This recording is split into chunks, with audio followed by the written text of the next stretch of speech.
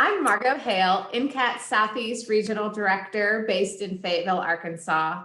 And today I'm very pleased to have my senator, Senator John Boozman, join us for a conversation about soil health and soil health policy. And Senator Boozman is a longtime member of the Senate Ag, Nutrition, and Forestry Committee, and he is now the ranking member of that committee. Also joining us today is Ferd Hoefner, and Ferd was the longtime policy director for the National Sustainable Agriculture Coalition, and now works with NCAT on policy issues and supports ATTRA through outreach and education about USDA farm programs. So thank you both for joining us for this conversation. So Senator Boozman, we have seen a huge increase in interest among farmers in regards to soil health. It's become a major trend across the country on farms of all types and sizes. Farmers are really passionate about improving their soil health for their own farm's profitability and sustainability. Why do you think everyone, not just farmers, should care about supporting farmers in this work? Well, it's so very important. Let me say first, though, Margo, how much we appreciate you and the work that ATTRA does in really educating our farmers and of all sizes, but particularly our small farms, which desperately need the help. And so because of your work, you've done a tremendous job, as has your organization. And then also special thanks for the Arm to Farm program, getting our veterans involved. You all are involved in so many great things. Ferd, it's an honor to meet you. I've read your stuff and heard a lot about you through the years, so it's good to be with you. And as ranking on ag, really look forward to working with you and your, helping ATTRA, but also in helping in so many other ways. Regarding soil health, it's the building block of our ecosystem. It's so very important. We need to better educate the public. We also need to better educate members of Congress how important it is. It's one of the things that we take for granted. But when you look at the ecosystem, when you look at things like erosion, you look at the climate issues, you look at water health, water quality issues, all of those things, the nutrients that we take into our body, come from the soil. We forget these things. We think all of these things, you go to the grocery store and it's there. So it is a big job. It is something that we certainly need to concentrate on. And I'm excited that we've kind of rediscovered it. And so hopefully we can do some good things in this Congress and in the upcoming years to improve the quality of our soils. Although on the other hand, certainly no one does a better job than our farmers in trying to do their very best to take care of the resources that they have. So we want to give them a big pat on the back for what they have done in the past and are willing to do in the future. Yeah, thank you. And you're right. It is such a big job. And, that is the whole point of this conference for these 2 days, is really learning from farmers, seeing all those innovative ways that farmers are working to improve soil health, and hearing from our researchers who are finding new ways and getting that information to our farmers. And then this discussion, as we look a little bit more into the policy side of things and your role in the Senate and on the Senate Ag Committee, and how Congress can play a role in helping our farmers improve their soil health and creating policies that support that work. So in that vein, Ferd, I'll turn it over to you. I know you have some deeper policy questions that relate to this work, so I'll let you take it over. Great, thanks, Margo, and it's so wonderful to be with you, Senator. As you well know, there's a wide array of existing federal Farm Bill conservation programs that provide technical assistance and financial assistance to farmers to support soil health improvements and many other natural resource concerns. Those include the Conservation Stewardship Program, the Environmental Quality Incentives Program, the Conservation Reserve Program. Those are the big three, and there are some smaller ones as well. What is your view on the role that these existing programs can play with respect to soil health, and what steps can Congress take to improve these programs in the future? Yeah, I think that's an excellent question, and you've certainly played a major role in this, up to now. So these programs are very, very important. They've got a lot of support. And again, agriculture is not Republicans and Democrats. It's more regional, in nature. And we've worked hard in the past. I think the lessons that we've learned in the past is that you make sure that you take care of everyone, and then you have the ability to pass farm bills that everyone can live with that are beneficial. But I think the biggest problem that we have with our conservation programs is getting people to sign up for them. We've had really tough times, the last several years, going into the trade war. That was really detrimental to agriculture. We were able to step in and provide relief as a result of that. But when you look at the years preceding that, they were tough. Trade wars came, tough. And right now our commodity prices are just, starting to climb out a little bit. But even during those tough years, when commodity prices were very low, it was difficult to get people to sign up for the conservation programs. So I think our challenge, I think ATTRA's challenge, all of us, is, getting the message out, trying to figure out, and I need your help, because there's no easy solution to this, is what do we do in the future to make it such that people want to be part of these programs. And then too, in looking at it, we want to do all we can to incentivize. We need to be careful in the sense that about 40% of agriculture is exported. That's a good thing. We're feeding ourselves, feeding the world. You take these marginal lands, you set them aside, and then you do, good practices.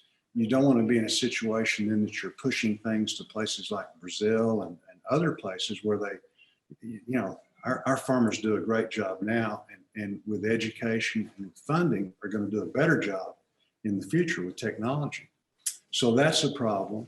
And so also you don't want to make it such that as we do set asides and this and that you don't overburden the rest of the land, and increase production on it. So these are things that people like yourself and the Ag Committee is going to need to sit down and work through in the future. But I think, again, the biggest problem is problems sign up in the future. Now with commodity prices higher, how do you do that even now, with a better outlook? So it's a difficult situation, but one that we can overcome, and certainly these programs are very, very important, and we need to support them all that we can. That's great. And you're right. There are some really tricky trade-offs that need to be put into the balance. I'm a personal big fan of our farm conservation programs, and I think they can play a big role. And I was really impressed that in the last Farm Bill in 2018, Congress added some very specific soil health directives to the department that are beginning to come online now. And I hope that continues. Well, so we have these existing programs, and some now have suggested that given growing interest amongst private companies in establishing carbon offset markets that might benefit farmers, that USDA maybe should be taking steps now to help those companies with technical assistance and certification services and whatnot. Other commentators worry that those kinds of private markets might not benefit farmers as much as they might benefit the purchasers of the credit. And still other commentators say that, there are a lot of technical questions about the feasibility of the markets and how well they'll work. So should these ideas about carbon offset markets or carbon bank in the Commodity Credit Corporation be part of the federal strategy going forward? What role do you see for that relative to our ongoing conservation programs in terms of building up soil health and soil organic matter? Well, I think you did a good job in stating the question and the comment about this really is a complex matter, okay? I think it's a great opportunity for farmers, but we need to do it right. And so some of the things that I've talked about that I think are really important is that it needs to be a situation where the farmer is the one that's benefiting. Okay, we don't want the hedge funds and the this and that's, or it just always seems like, you know, the farmer does the work and doesn't quite get the benefit. And that's why 80–90% of our farmers have to work in town. You know, we want to fix that. You know, we want to make it where you can, you know, make a good living on the farm and not have to have another job to support it. So it's really important. I worry also about consolidation. And so we don't want to get ourselves in a situation where, because of the regulatory atmosphere that comes down, this needs to be completely voluntary. But you get in this regulatory atmosphere where, for our small farmers, which you've been so involved with through the years and done such a great job, and Margo with ATTRA, you know, that's the name of the game. But I know you say, well, John, that's not going to happen. But you look in the banking world, there's no small community banks that are being created anymore because of the regulatory atmosphere. Okay. So this is something we need to really guard against. It needs to be voluntary. And I don't want it tied to crop insurance. I don't want it tied, like I said, to the other programs. And I don't want it to be such that if you don't participate, if you're a small farm, you know, whatever farm, you're not participating, somehow, you know, you're not doing your part, and, you know, somehow are stigmatized in that fashion. Okay. So those are kind of my working things I'm concerned about. I like the idea of USDA coming in and being helpful in establishing, you know, practices, training people to, you know, get out on the farm. But as you mentioned, you know, this is not the science out there. It's difficult. You know, you have a situation, you've got a field, and maybe you're an organic farmer, and you've got weeds all over the place, and you're tilling a little bit. That really does make a big difference as far as what you're sequestering, you know, from a carbon standpoint. So we've got to work through all of those programs, or all those problems. I'm a little concerned with this. It opens up the farm bill to pay for it. The bill that I think we're talking about, it opens up the farm bill to pay for it. I don't have any problems with this going forward, but I do want to know, I don't want to open the farm bill. I think that's a 5-year contract with farmers. We've kept people from writing it, you know, both sides of the aisle working together, the ag committees standing firm when they tried to take transportation dollars out of it and every other, because it's a big pot of money. But if, you know, certainly, you know, we don't know what they would take, whether it would be EQIP or, you know, some other program.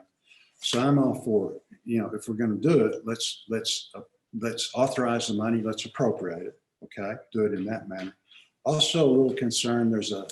In the old bill, there's a 25-member committee, and there weren't a whole lot of farmers on the committee, and so that's a problem for me. You know, this needs to be farmer based. So these are problems that I mentioned, you know, and as I mentioned, everybody says, yeah, you know, let's fix these things. So that's what we're working on, to come up with a product that we can all live with.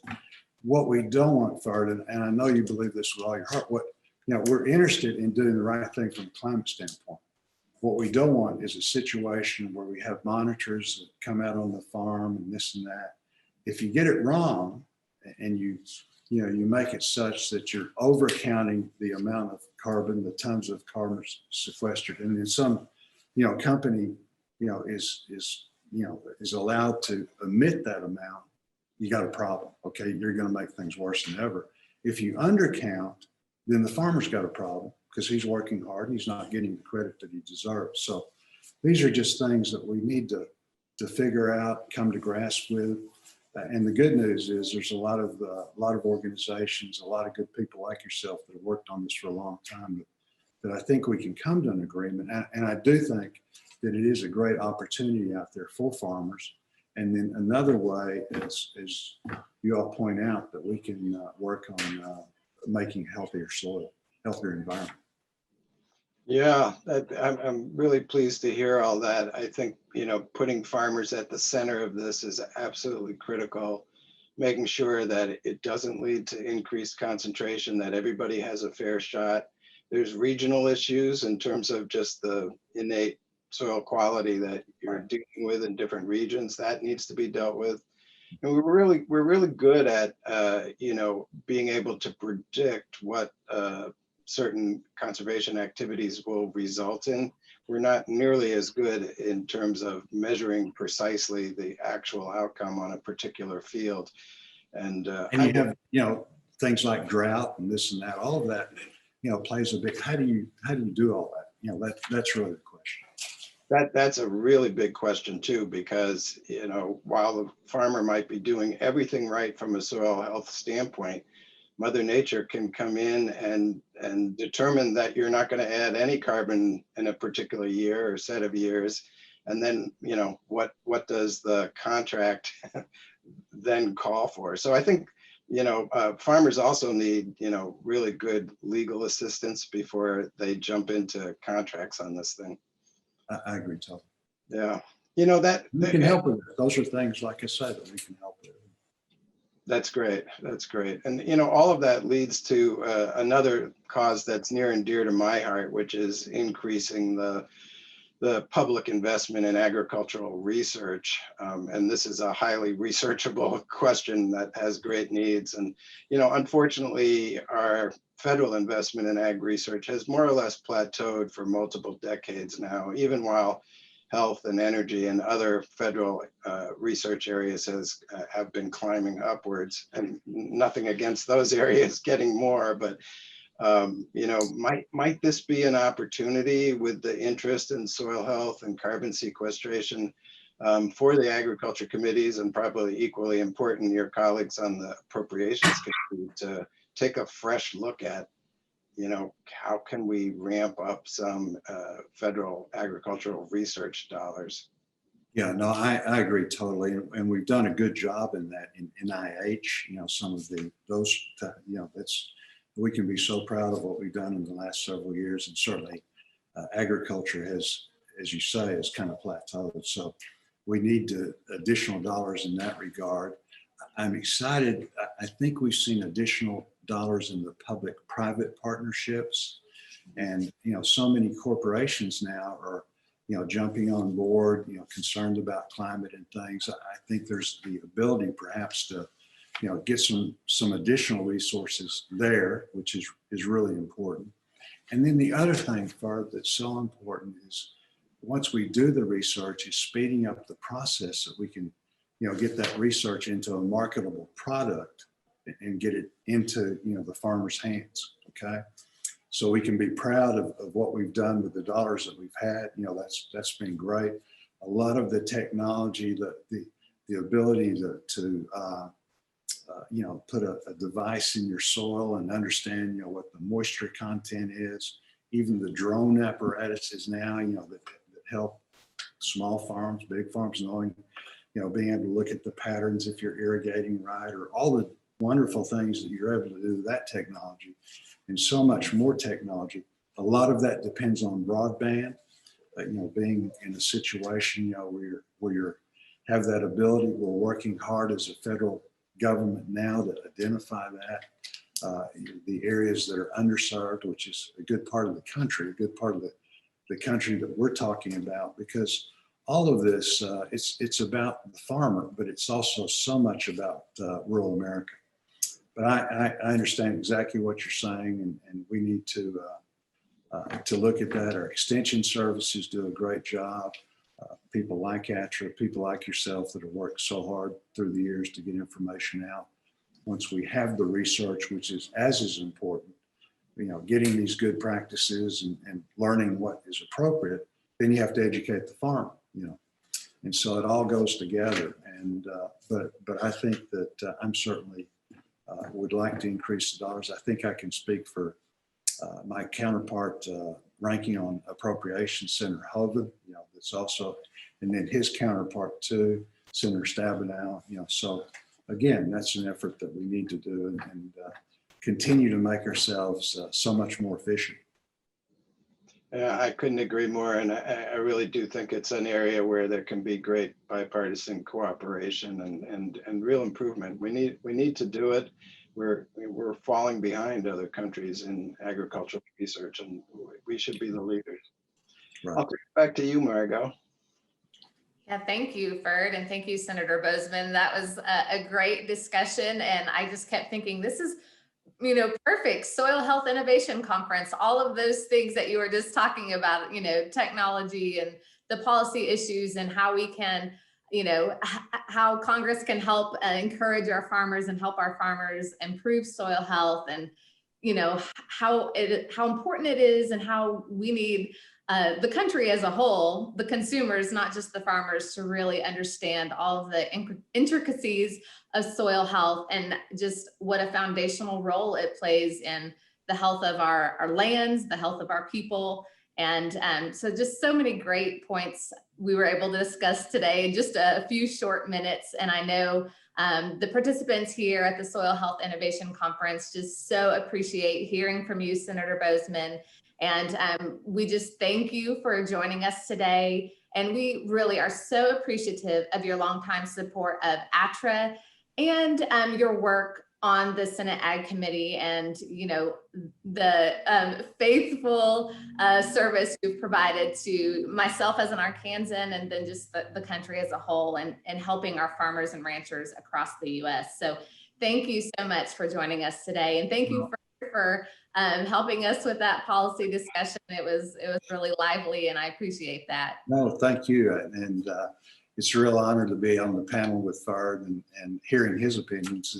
You have to sharpen your pencil when you're with him. He's forgotten more than most of us will ever know about this stuff. So, but that's what it's all about, is everybody working together, again, for the farmer, rural America, and particularly our small farmers, making sure that they're protected. We've had so much consolidation, and we're gonna, that's kind of part of it, but there's a lot we can do, and you all do. Nobody does a better job than you.